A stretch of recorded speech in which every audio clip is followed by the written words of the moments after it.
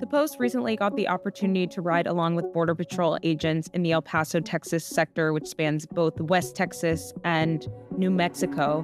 In the span of just 4 quiet hours on the border, one migrant was apprehended and fought back tears as he was met by 6 burly federal agents who were likely to kick him back to Mexico within the same day.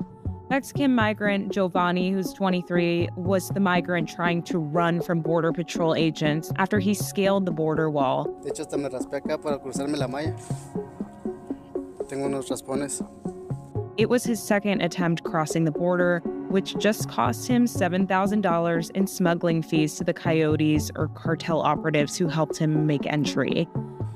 Pues soy triste, porque no crucé. No puedo llegar a mi destino, pues soy triste.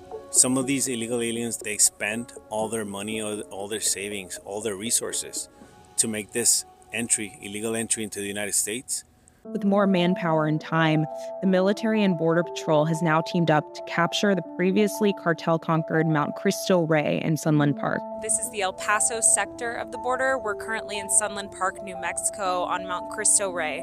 This is where the smugglers trying to move people who are trying to get away from Border Patrol by going through these peaks and valleys of this mountainous area.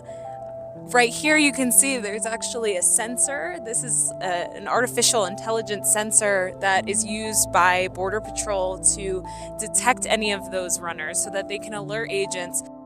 Nearly a year before, and just 15 miles down the road from the mountainous crossing point, hundreds of migrants bum-rushed the border and tackled troops on their way.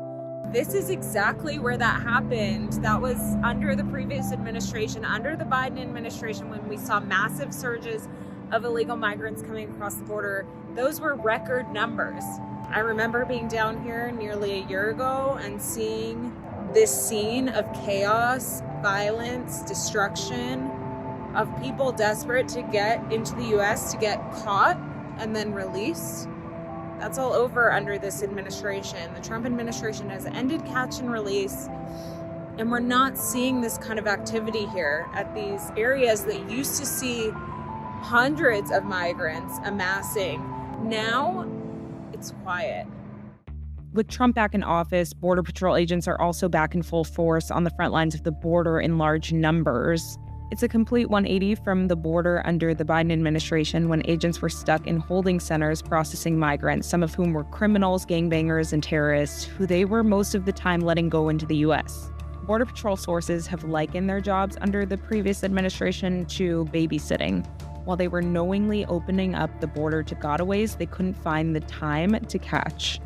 Now they're jubilant since the border has been sealed off by the Trump administration, which has positioned thousands of additional troops and brought federal agents back to the front lines.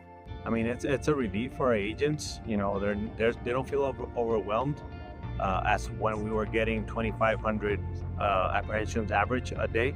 Now that we're getting less than 100, it actually gives our agents a breather. It gives our agents room to take a step back and evaluate the operational needs so we can continue with the mission of securing our nation's borders.